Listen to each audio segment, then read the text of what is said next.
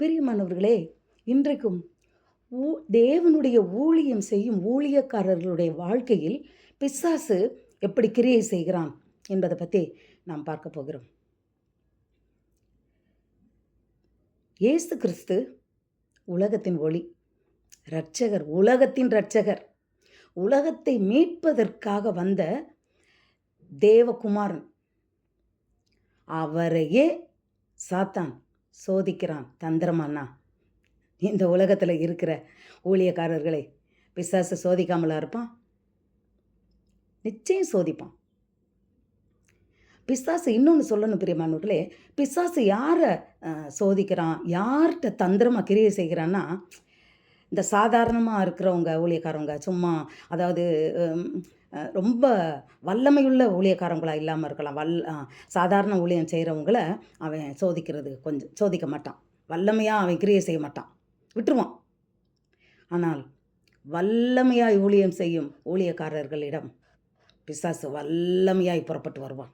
அவங்க எவ்வளவு வல்லமையாக ஊழியம் செய்கிறாங்களோ அவ்வளவு வல்லமையாக அவனுடைய தந்திரங்கள் மூலம் அவங்கள தோக்கடிக்க பார்ப்பான்.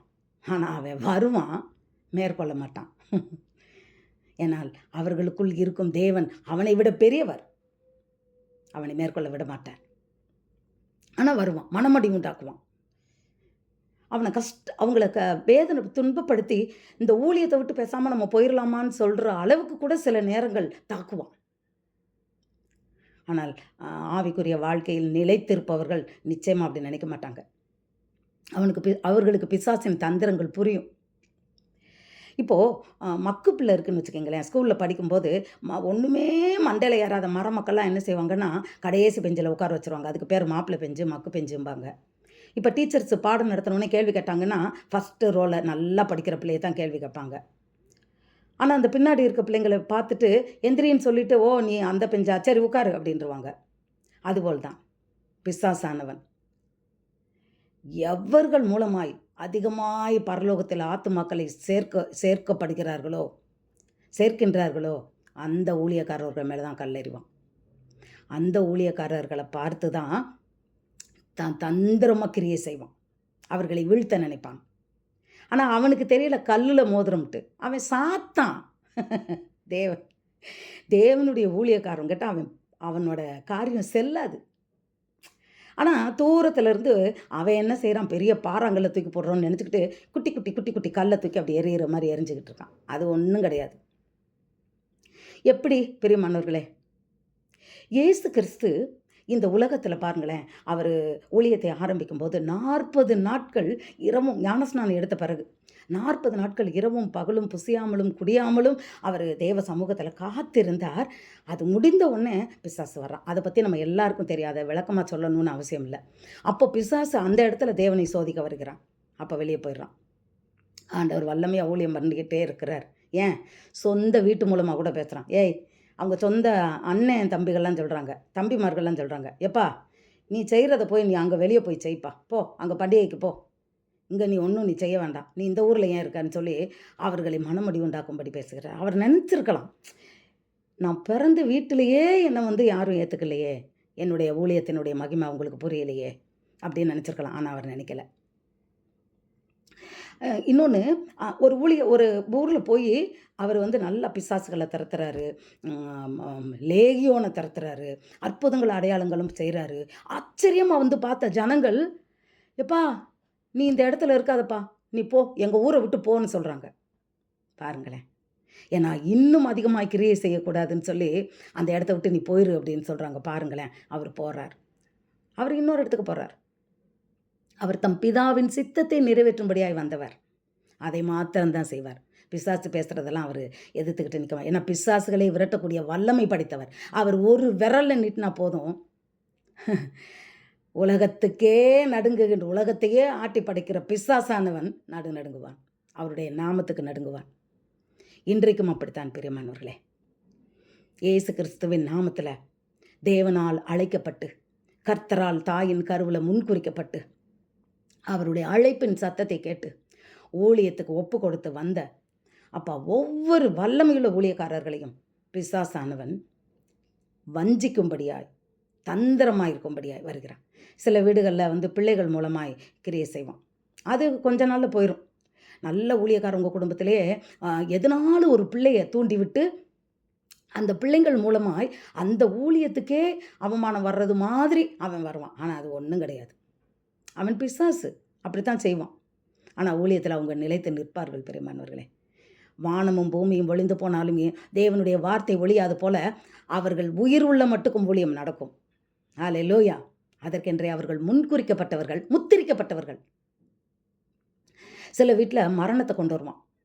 ஊழியம் நல்லா நடந்துக்கிட்டு இருக்கும்போதே அந்த குடும்பத்தில் ஏதாவது ஒரு மரணத்தை கொண்டு வருவான். இவங்களை விளக்கலாமா? அதற்கு பிறகு பார்த்தா சாத்தான் அவனே வேதனைப்படுற மாதிரி இந்த ஊழியங்கள் வல்லமையாக ஆண்டவர் எடுத்து நடத்துவார். ஒன்றை இழக்கும்போது அவர்கள் இன்னும் வல்லமையாய் தேவனுக்காய் வைராக்கியமாய் நிற்கிறார்கள் பிரியமானவர்களே. அதுதான் தேவனுடைய அழைப்பின் உறுதி. அது மாத்திரம் இல்லை, தேவனுடைய ஊழியத்தில் உடம்புல எதனாலும் ஒரு பிரச்சனையை கொண்டு வருவான். ஒரு பாஸ்டர் கூட, ஒரு ஊழியக்காரர் கூட பாட்டு எழுதியிருக்கிறார். அவர் வியாதியில் படுத்து கிடக்கும்போது அந்த பாட்டு எழுதினாராம். அன்பு கூறுவேன் இன்னும் அதிகமாய், ஆராதிப்பேன் இன்னும் அதிகமாய், இன்னும் ஆர்வமாய். ஹல்லேலூயா. அப்போது நம்மளை எது வந்தாலும் நாம் இன்னும் அதிகமாய் கர்த்தருக்குன்னு வைராக்கியமாக நிற்பவர்கள் தான் ஊழியக்காரர்கள் பிரியமான. அது சாத்தானுக்கு தெரியாது. இப்போது ஃபோன் மூலமாக நிறையா ஊழியக்காரர்களை எதிர்த்து சாத்தான் அம்பு விட்டுக்கிட்டு இருக்கான். யார் வச்சு தெரியுமா? நல்ல தேவனுடைய பிள்ளைகளை வைத்து. ரட்சிக்கப்பட்ட பிள்ளைகள், தேவனுடைய பிள்ளைகள், தேவனால் தெரிந்து கொள்ளப்பட்ட பிள்ளைகள் தான். அவங்கெல்லாம் அந்த ஊழியக்காரங்களை குறித்து குறை சொல்லி வீடியோ போடுறவங்களாம் அவங்க கெட்டவங்க இல்லை. அவங்க மிகவும் நல்லவர்கள், தேவனுடைய பிள்ளைகள். அதனால பிசாசு என்ன பண்ணுறான், இவங்க வேறு ஊழியத்துக்கு போயிட்டாங்கன்னா இன்னும் வல்லமையாக கிரியை செய்வாங்களே, இவங்களை கொஞ்சம் நம்ம கைக்குள்ளே வச்சுக்கலாம், கொஞ்சம் இவங்க மூலமாக அந்த பெரிய பெரிய ஊழியக்காரங்களுக்கு அம்பு விட்டு பார்க்கலாம் அப்படின்னு சொல்லிட்டு ஊழியக்காரர்களை தாக்கும்படியாக இவர்கள் வாயிலிருந்து அவன் பேசுகிறான் பிரியமானவர்களே. வீடியோ போடும்படி அவன் தூண்டுகிறான். அவர்கள் அல்ல, அவருக்குள் பிசாசு கிரியை செய்து, தந்திரமாய் கிரியை செய்து இந்த காரியங்களை நடத்துகிறான். எப்படின்னு கேட்குறீங்களா? இயேசு கிறிஸ்துவனுடைய கூடவே இருந்த யூதாஸ் கொரியாத்து தான் இயேசு கிறிஸ்துவை காட்டி கொடுத்தார். சீஷர்கள் வேற யாரும் காட்டி கொடுக்கல. அப்போது அவர் அந்த கடைசி நாளில் சீஷர்களுக்கு அப்பத்தை பிட்டு கொடுத்து திராட்சை ரசத்தை பருகும்படியாக கொடுத்துட்டு அவர் சொல்கிறார், என்னில் இருக்கிறவன், என்னோடு கையிடுகிறவன், என் தாளத்தில் கையிடுகிறவன் ஒருவன் என்னை காட்டி கொடுப்பான். அப்போ எல்லாரும் நானான்னு கேட்கும்போது அவர் பதில் சொல்லலை. இவன் ஓடி போய் நானான்னு கேட்குறான். இவர் நீதான்றார் ஒரு இடத்துல. யோவானில் சுவிசேஷத்தில் என்ன சொல்லியிருக்கு அப்படின்னு சொன்னால், அவர் துணிக்கே எடுத்து திராட்சரசத்தை தோய்த்து அவனுக்கு கொடுத்துட்டு, அவனுக்குள் கொடுத்த உடனே யூதாஸ் கொரியாத்துக்குள் சாத்தான் உள்ளே சென்றான் அப்படின்னு வேதத்தில் வருது. அப்போ ஆண்டவர் சொல்கிறார், நீ செய்கிறத சீக்கிரமாக செய். ஏன்னா அவருக்கு என்னன்னா தேவனுடைய சித்தம் நிறைவேறணும். அல்லேலூயா. அவர் முற்றும் தெரிந்தவர். நடந்தது, நடப்பது, நடக்க போவது எல்லாம் தெரியும். 3வது நாள் சொல்கிறார்ல, நான் இருதயத்தில், பூமியின் இருதயத்துக்குள்ளே நான் இருப்பேன், 3வது நாள் உயிர் தெழுவேன் என்று சொல்கிறாரு. அல்லேலூயா. இந்த ஆலயம் இடிக்கப்படும், நான் 3 நாளில் கட்டி எடுப்புவேன்னு எவ்வளவு அழகாய் பேசுகிறார். அது மற்றவங்களுக்கு புரியலை. அதுபோல் தான் இந்த சாத்தானை ஏவி அவன் என்ன பண்ணுறான், கொடுக்குறான். ஆனால் பெரியமானவர்களே, உண்மையிலேவே அவன் 30 ரூபாய்க்கு ஆசைப்பட்டு, 30 வெள்ளிக்காசுக்கு ஆசைப்பட்டு காட்டி கொடுத்திருந்தால் அந்த 30 வெள்ளிக்காசை வச்சு அவன் சந்தோஷமாக இருந்திருப்பான்ல? இல்லை பெரியமானவர்களே. சாத்தான் அவனுக்குள்ள கிரியை செய்து, இயேசு கிறிஸ்து இறந்த உடனே சிலுவையில் அவரை அடித்து அவர் ஜீவன் போன உடனே இவன் என்ன பண்ணுறான், சாத்தான் அவனை விட்டு விலகிடுறான்.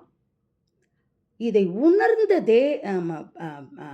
யூதாஸ் கொரியாத்து, ஐயோ காட்டி கொடுத்துட்டனே, நானே காரணமாயிட்டனேன்னு சொல்லி தற்கொலை பண்ணி சாகிறான் பிரியமானவர்களே. அந்த 30 வெள்ளிக்காசையும் தூக்கி எரிஞ்சிட்டு தூக்கிலிட்டு சாகிறான். ஹல்லேலூயா. பாருங்க, தேவனோடையே இருந்த சீஷன் தான் அவனுக்கு ஏன் அந்த நிலைமை? சாத்தான் அவனுக்குள்ளே வந்ததுனால் வந்தது. ஹல்லேலூயா. அதுபோல் தான் பிரியமானவர்களே, இவர்கள் நல்லவர்கள். பைபிளை ஃபுல்லாக தெரியும் அவங்களுக்கு. வேதத்தில் சாதாரண விசுவாசிக்கெல்லாம் அவ்வளோ பைபிள் தெரியுமான்னு தெரியாது. இவங்கள குறை சொல்லி வீடியோ போடுறவங்களுக்கெல்லாம் பைபிள் நல்லா தெரியும். பைபிளினுடைய சத்தியத்தின்படி நன்மை செய்வாங்க. அவங்க ஒழுக்கமாக இருப்பாங்க. எல்லாம் செய்வாங்க. அதனால அவங்க மூலமாக சாத்தான் இவர்களை ஏவுகிறான். ஆனால் இவர்களுக்கு தெரியும் ஒன்றும் நடக்காதுன்னு. ஏன் தெரியுமா? நீதிமான் 7 முறை கீழே விழுந்தாலும் அவன் திரும்பி எழும்பான் பிரியமானவர்களே. ஆம், ஏதோ தெரியாமல் ஒரு சில காரியங்கள் நடந்தாலும் நீதிமான் 7 முறை விழுந்தால் கூட திரும்பி எந்திரிச்சிருவார். அப்படித்தான் வேதம் சொல்லுகிறது. இன்னொரு தேவன் சொல்லுகிறார், உன் சகோதரன் 70 முறை நீ அவனை மன்னின்றார். அதனால இவங்கெல்லாம் மன்னிச்சுக்கிட்டே இருக்காங்க. என் சகோதரன் தான் ஆண்டவரே, அவர் சமூகத்தில், ஆண்டவரே என்னோட சகோதரன் தான் இப்படி என்னை குறித்து அவதூறாக பேசுகிறான், நீங்கள் அவனை ஆசீர்வதிங்க, அவனை சந்திங்க, அவனை ஆசீர்வதிங்கன்னு அவங்க ஜெபம் பண்ணுவாங்க. ஏன்னா இயேசு கிறிஸ்து எப்படி ஜெபம் பண்ணார்? சிலுவையில் அடித்தவங்க, பக்கத்தில் அவனை மண்டையில் கொட்டினவங்க எல்லாரையும் பார்த்து இவரை ரொம்ப கேவலமாக பேசினவங்க, நக்கலாக பேசினவங்க, சிலுவையில் இவரை சவுக்கால் அடித்தவங்க, சிலுவையில் அரைஞ்சவங்க, ஆணி அடித்தவங்க, அவர் என்ன சொல்கிறார்? பிதாவே இவர்களை மன்னியும். ஹல்லேலூயா. பிதாவே இவர்களை மன்னியும். ஆம் பிரியமானவர்களே, இதே போல்தான் இவர்களும் ஒவ்வொரு நாளும் தேவ சமூகத்தில் நெருங்கும்போது இவர்களுக்காய் மோசே எப்படி தேவ ஜனங்களுக்கும் ஆண்டவருக்கு இடையில ஒரு மத்தியஸ்தராக இருக்கிறாரோ, அதே போல் இவங்கெல்லாம் தேவ அந்த சமூகத்துக்குள்ளே அவங்க போகும்போதெல்லாம் மன்னிப்பு கேட்டுக்கொண்டே இருக்கிறார்கள் பிரியமானவர்களே. ஆம், இவர்களை மன்னியும். மோசே என்ன சொன்னான்? தன்னை கல்லெறிஞ்சவங்க தான், ஆண்டவரே அவர் சொல்கிறாரு, இவங்களை நான் கொன்று போட்டுறேன். இல்லை வேண்டாம் ஆண்டவரே, வேண்டாம். அப்படி நீங்கள் இவரை கொன்று போடுறதா இருந்தால் என் பெயரை ஜீவ புஸ்தகத்தில் கிறுக்கி போடும் என்று சொல்லி தேவனிடம் மன்றாடினான். ஆம்பிரமானவர்களே, இந்த ஊழியக்காரர்களும் அப்படிப்பட்டவர்கள் தான். அதனால் இப்படிப்பட்ட சத்துருவனுடைய கிரியை செய்கிறவங்களுக்காக மன்னிப்பு கேட்டுக்கொண்டிருக்கிறார்கள். ஒருவேளை அவங்கள்ட்ட ஜெபத்தில் கூட தேவன் பேசியிருக்கலாம். இவங்க இவ்வளவுலாம் சொல்கிறானேன்னு தேவனிடத்தில் ஒருவேளை முறையிட்டு ஒருவேளை சொல்லும்போது கூட தேவன் பேசியிருக்கலாம். ஆனாலும் இவர்கள் அவர்களுக்காக பரிந்து பேசி மோசையை போல கெஞ்சி இருக்கலாம் பிரியமானவர்களே. இல்லை ஆண்டவர்களே, அவர்களுக்கு மனமாறுதலை கட்டளையிடும். இது சாத்தானுடைய கிரியை தான். அவங்க ஜெபம் பண்ணியிருக்கலாம், தேவனிடத்தில் பரிந்து பேசியிருக்கலாம். பிதாவானவர்கள் அருகில் இயேசு கிறிஸ்து நமக்காக எப்பொழுதும் பரிந்து பேசி கொண்டிருக்கிறார். அதுபோல் இவர்கள் பரிந்து பேசி கொண்டிருக்கிறவர்கள், பனிஷ்மெண்ட் கொடுக்குறவங்க இல்லை. ஹல்லேலூயா. மோசே அவரையே 6 லட்சம் பேரை நடத்திட்டு போகிறாரு. ஜனங்கள் பார்த்தீங்களா? கல்லெறிஞ்சு கொள்ளு, தண்ணி வரலையா கல்லை தூக்கி எரிடா, அவனை சாகடிடா, எப்படி சாத்தான் கிரியை செய்கிறான் பாருங்க. ஆனாலும் இயேசு கிறிஸ்து காலத்திலிருந்து, பழைய ஏற்பாடு காலத்திலிருந்து தேவ மனிதர்கள், ஊழியக்காரர்களை பிசாசானவன் இதுபோல தந்திரமாய் சில காரியங்கள் செய்யும்போது எதற்கும் அவர்கள் அதை எல்லாவற்றையும் எதிர்த்து தேவனுடைய சித்தத்தை நிறைவேற்ற வல்லவர்களாக இருக்கிறார்கள். கானான் தேசத்துக்குள்ளே கொண்டு போய் அவரோட காலத்தில் ஜனங்கள் பிரவேசித்தார்கள். அதுபோல் தான் பிரியமானவர்களே, இன்றைக்கும் எத்தனை மனமடிவு உண்டாகும்படி பேசினாலும் இவர்கள் ஊழியம் தொடரும். ஹல்லேலூயா. என்ன இவங்க சாக்கு போக்கு சொல்லலாம், ஆனால் இவர்களுக்கு அதற்குரிய அந்த தேவனுடைய சமூகத்தில் என் பிள்ளையை சொல்கிறியா, என் பிள்ளையை குற்றம் சொல்கிறியா அப்படின்னு சொல்லி அவர் கணக்கு வச்சுக்கிட்டே இருப்பார். அது இவங்களுக்கு தெரியாது. மோசேயை குறித்து சொந்த சகோதரி தப்பாலாம் பேசலை. உன்னோட மட்டும்தான் மோசே பேசினாரா, என்னோட தான் பேசினாருன்னு வெளியே சொல்லலப்பா, மனசுக்குள் நினைத்தாள். தன் இருதயத்தில் நினைக்கும் போதே அவளை குஷ்டரோகியாய் மாற்றினார். நான் என் தாசனை நீ எப்படி இப்படி நினைப்பான்னு சொல்லி குஷ்டரோகி அப்பையும் அவளுக்காக பரிந்து பேசுகிறார். ஆண்டவரே அவளை சுகமாக்கும். எத்தனை அன்பு! இப்படிப்பட்டவர்களை தான் தேவன் தன் ஊழியத்துக்கு அழைக்கிறார் பிரியமானவர்களே. எல்லாவற்றையும் தாங்குபவர்கள், அன்பாய் இருப்பவர்கள், அவங்க தான் தேவனுக்கு ஊழியம் செய்ய முடியும். மற்றவங்க சாத்தானுக்கு தான் ஊழியம் செய்ய முடியும். ஹல்லேலூயா. அப்போது தகப்பன் காரி மூஞ்சில் துப்பிட்டா 3 நாளும் வெக்கப்படணும்ல. அப்படின்னு சொல்லிட்டு, ஆனாலும் அவர் என்ன செய்கிறார்? இரக்கம் பாராட்டுகிறார். தன்னுடைய ஊழியக்காரரின் வேண்டுதலை கேட்டு அவளை மன்னிக்கிறார். பிரியமானவர்களே, இப்படித்தான் நம்ம கூடயே இருக்கிறவங்க, கூட பிறந்தவங்க, நம்ம ஊழியக்காரவங்க, நம் சகோதரர்கள். வேதத்தின்படி சகோதரன் யாருன்னு கேட்கும்போது ஆண்டவர் என்ன ஒரு கதை சொல்கிறாரு, என்ன ஒரு இன்சிடெண்ட் சொல்கிறாரு. ஒருத்தன் வழியில் அடிபட்டு கிடக்கான். அப்போ நீ வந்தேன்னா அவனை தூக்கி அவனுக்கு காயங்கட்டி அவனை கொண்டுட்டு போய் சத்திரத்தில் விட்டு காசை அவன் கையில் 2 பணத்தை கொடுத்து, அப்பா நீ இவனை நல்லா கவனிச்சுக்கோ, நான் திரும்பி வரும்போது ஒரு வேளை இவனுக்குன்னு நீ இன்னும் அதிகமாக செலவழிச்சேன்னா அந்த காசை நான் கொடுத்துட்றேன் அப்படின்னு சொல்லணும்னு சொன்னாரே. எவனோ ஒருத்தன், அவன் தானே சகோதரன். ஹல்லேலூயா. கிறிஸ்தவர்கள் அதனால தான் யாரை பார்த்தாலும் பிரதர்ஸ் சிஸ்டர்ஸ்ன்னு சொல்கிறோம். எல்லாரும் நமக்கு சகோதர சகோதரிகள். ஏன்? நாம் ஒரே தகப்பனுக்கு பிறந்தவர்கள். ஹல்லேலூயா. நமக்கு ஒரே தேவன், ஒரே தகப்பன். நம்ம எல்லாருக்கும் தகப்பன் ஒன்று தான். அவருக்கு தெரியும். தகப்பன் அறியாத பிள்ளைகள் உண்டோ? நம்ம அனைவருக்கும் தேவன் ஒருவரே ஆனால், தகப்பன் ஒருவரே ஆனால், தம் பிள்ளை செய்கிற தப்பு அவருக்கு தெரியாதா? அவர் திருத்த மாட்டாரா? நீங்கள் யாரு திருத்துறதுக்கு? ஜெபம் பண்ணுங்க, ஜெபம் பண்ணுங்க. தவறுகளை கண்டால் ஜெபம் பண்ணுங்க. மோசே எப்படி ஜெபித்தானோ அது போல முறையிட்டு ஜெபம் பண்ணுங்க. ஆண்டவரே, இவர் இந்த விஷயத்தில் மாறணும் ஆண்டவரே, இல்லைன்னா என் பேரை பரலோகத்தில் இது ஜீவ புஸ்தகத்திலேருந்து கிறுக்கி போடுங்கன்னு ஜெபம் பண்ணுங்க. உங்களால் அப்படி பண்ண முடியுமா? ஹல்லேலூயா.